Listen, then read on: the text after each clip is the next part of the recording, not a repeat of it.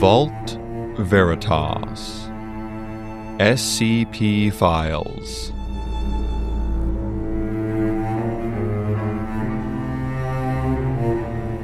Episode 65. Debt.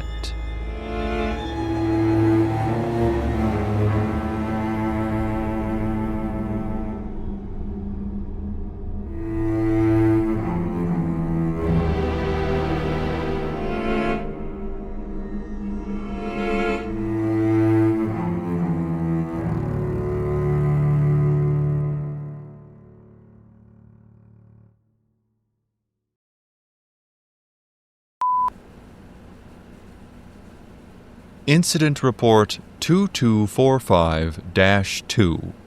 Second known incident report involving SCP-2245, colloquially known as a dream's nightmare. Object Class: Euclid. Risk Assessment Level: Low. Reported by Security Officer Julius Brooksfield. Report made October 21st, 2014. Consider this my final notice. I know I'm not giving 2 weeks. Though, if we're honest, here at the Foundation, no one ever really leaves, do they? Nobody really leaves. So I guess the lack of notice is not really much of a policy problem. Still, I hope my sudden absence won't make a mess for anyone. I do. I hope that. I'm not doing this because I hate the Foundation or want to run. I want that clear. I believe in what we do. I do. I know the power of the things we keep locked up. God do I know.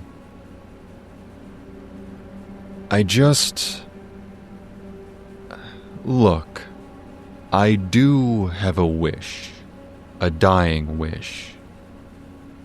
If you'll be decent enough to respect that, use my story, pass it around, let it be a warning. If my death is good for anything, let it be this. The thing about anomalies is, they're never what you think. They're never just one thing. You can read all the files and reports you want, but you'll never really know what they're doing, or what they're feeding on. You think you know what you're getting? You don't. You don't.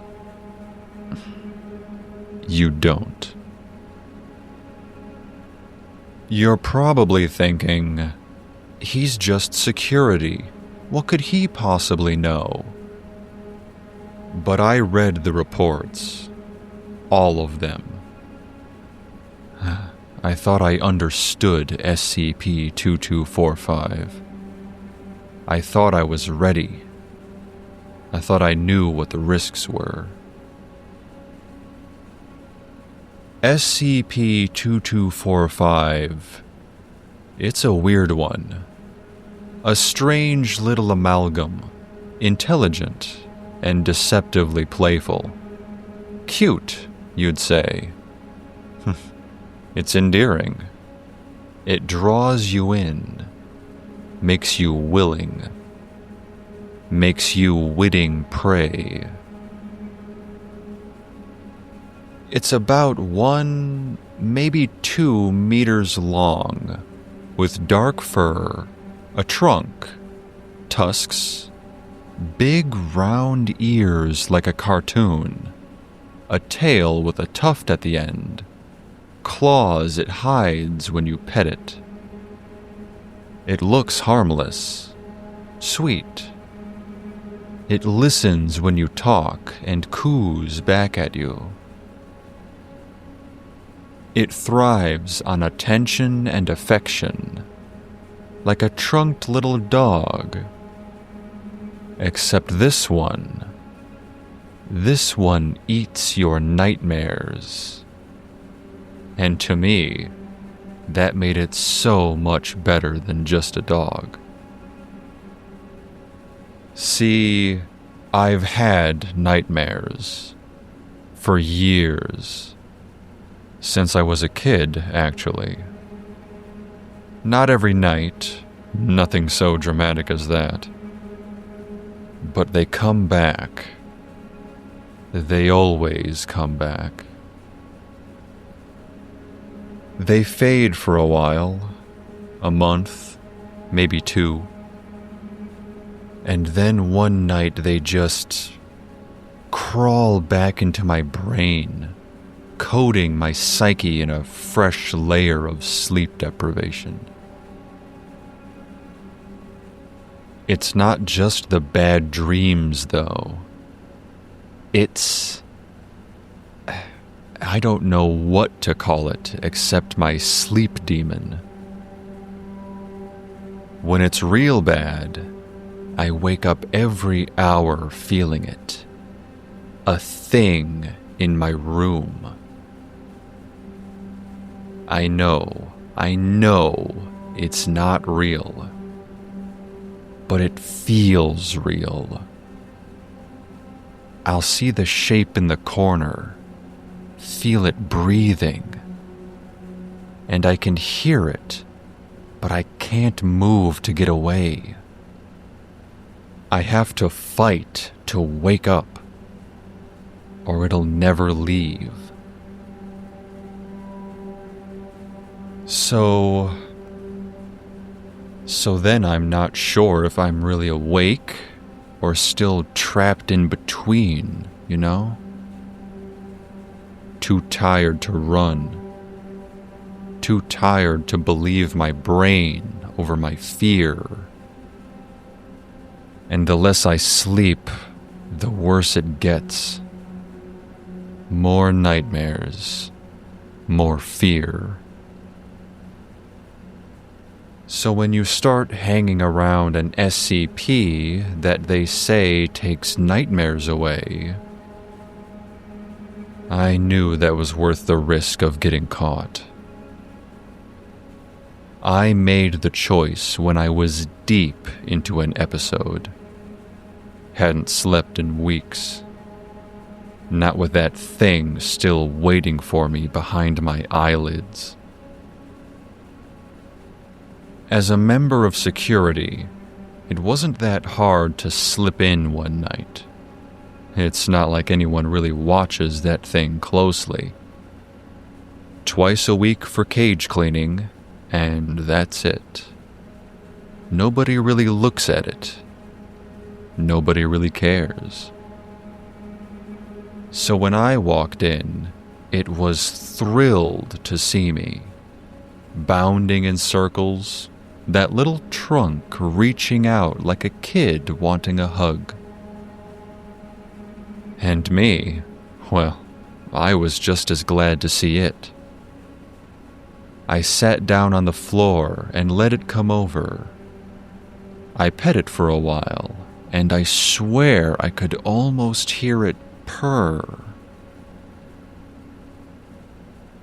And then I lay down, right there on the hard concrete, closed my eyes, and for the first time in years, I slept peacefully, dreamless, empty sleep. No claws reaching for my face. No shadows reaching towards me. Just darkness. And when I woke up, I felt like I'd shed 1,000,000 pounds. It was there when I opened my eyes, watching me from its spot, trunk twitching like it was sniffing my dreams. When I sat up, it waddled over and nuzzled my cheek. I scratched behind its ears, told it thank you for the quiet, and walked out. That was supposed to be it. I'd read the reports. I knew what happens if you overdo it. You don't feed it too much. You don't want that. But the restfulness of that one night was...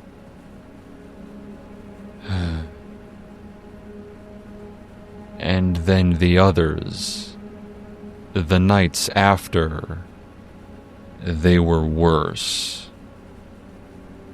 Like the bad dreams knew I'd tried to escape them.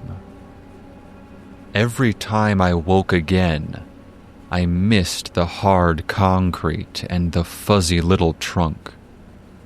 I missed the sweetness of oblivion. In the studies I'd read, people could safely use it for weeks. So I figured, a night here or there, what harm could that possibly do? I reasoned that there were plenty of anomalies that could be safely used in moderation. I told myself I'd simply be careful. And I was. I planned it out, mapped the security rotations, noted the janitor shifts, made sure no one would see me slip into that cell on the nights I needed it most. I even kept a log, scrawled in the back of my notebook, the dates I needed the blissful nothingness, and the days I could tolerate going with fragmented, tormented sleep instead. First week, the plan worked like a charm. I'd lie down on that cold floor, let it curl up beside me, and let it feed on my twisted dreams. I visited twice, and the rest of the time I endured the ever-increasing aggression of the demons that fought back. Second week, I started to notice the cracks. The nightmares turned fouler. I would wake coated in sweat, heart pounding, the feeling of being watched stronger than ever before. So I'd go back to SCP-2245. One more night. Just one more, I'd write in the log, bargaining with myself. One more night of quiet. And then tomorrow, I'll face my own dreams again.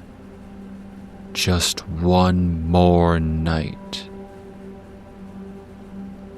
It had been 3 weeks before the sleep demons began to speak, whispering my name, calling out in the dreams.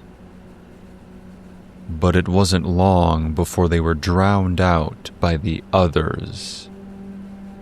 New voices, new faces, ones I didn't recognize, people I'd never met. They were angry, faces in the dark, lining the walls of my room. They spoke calmly, quietly, but with a harsh furiosity burning into their overlapping voices. "You're feeding it," they would say. "You're helping it grow. Why didn't you seek our help?" Every time I slept away from the creature, they got closer. They grew bodies, twisted shadow-like limbs, and they stalked towards me, grabbing and clawing and demanding answers. Why? Why? Why didn't I seek their help? Why would I go to the beast? But in my dreams, I couldn't answer, and I couldn't stand them. The awful noise as they spoke in unison, the anger in their eyes, the cold hands grabbing at my skin. So I went back, again and again, more nights than I ended up writing down in that stupid log. Every time I laid down beside it, it looked so happy to see me. That sweet little thing, fluffy and patient, bounding over, nuzzling into my chest, wanting to be pet. And while I slept, it fed on me. These last few weeks, I've been able to feel it. The pieces that don't come back when I wake up. The words I forget. The thoughts that slip away before I can hold them. My memories. Things I'm certain that I knew. Experiences that I must have had, sinking into its belly and gone forever. The Oneiroi. That's what those beings from my dreams outside the containment call themselves. They want me to stop. Every night they try to drag me away, to go with them into the shadowed wall from which they emerge. And every time, the following night I run right back to the beast. Because the beast is quiet. The beast keeps the dreams away. And that's all I ever truly wanted. I don't know what the Oneiroi have planned for me, but I do know I would rather be empty than hunted. I would rather lose everything, all that I am and all that I had, than face one more sleepless, tormented night hunted by those accusing faces in the dark. So this is my last night. I'm giving it the rest. All of it. Let it have what's left. My thoughts, my memories, my name. It's better than running from those faces all night. Better than the demons, the cyclical nightmares. Better than the sleep debt I've racked up for so long that I could never hope to repay. So if you're reading this, don't look at it and think it's cute. Don't be deceived by the eagerness and the joy. Don't think it wants your good sleep for free. Sleep is a balance. It's so very easy to fall into crippling debt. And this is a debt that you'll pay one way or another.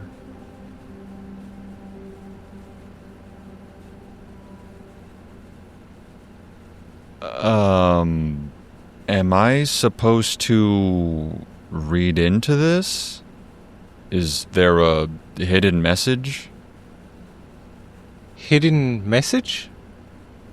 You made it sound like reading this one was urgent, but I don't see why. Security Officer Brooksfield was declared brain dead a decade ago. Didn't mean to make it sound so urgent. I just wanted to hear a bit more about the Oneiroi Collective, that's all. They're rather interesting. Haven't run into them much? Nobody has.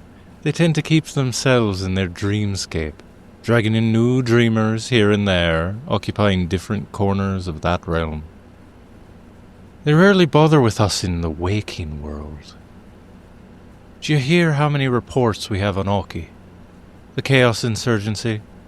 Don't get me started on the Serpent's Hand. We trip over them every other week, but the Oneiroi? Those reports are few and far between. I don't think they're all that connected to SCP-2245. From the sound of it, they fear it. Of course. Anything that consumes dreams is a threat to their entire existence. Do you know they blame the Foundation for what that thing devoured? Sent an accusatory letter and everything. Called it hazardous material that obstructs traffic and damages Oneiroi Collective employees and property. The dreamscape is a business? Depends on who you ask. Some parts deliver shipments, others keep the network whole, others create. They're a collective, but they divide the labor. Just like us. For what? What's the point?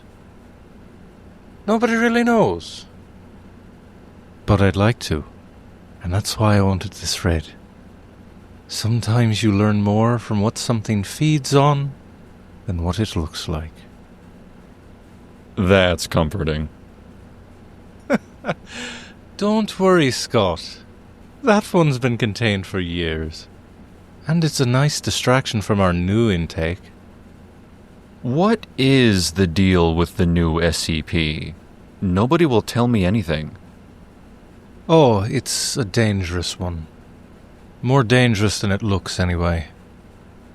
We're taking every precaution. But look, I need you to promise me something. If you hear the breach sirens, you stay put. Right here, in this office. Don't go wandering. And for goodness sake, don't open any doors. Any doors? That's right. Can I ask about... Later. I will tell you all about it later. Once containment is fully established. For now, I really have to get back to it. Mary's been holding his own against Seth, and I imagine he could use some backup. Keep up the good work, Scott. Yeah. Will do.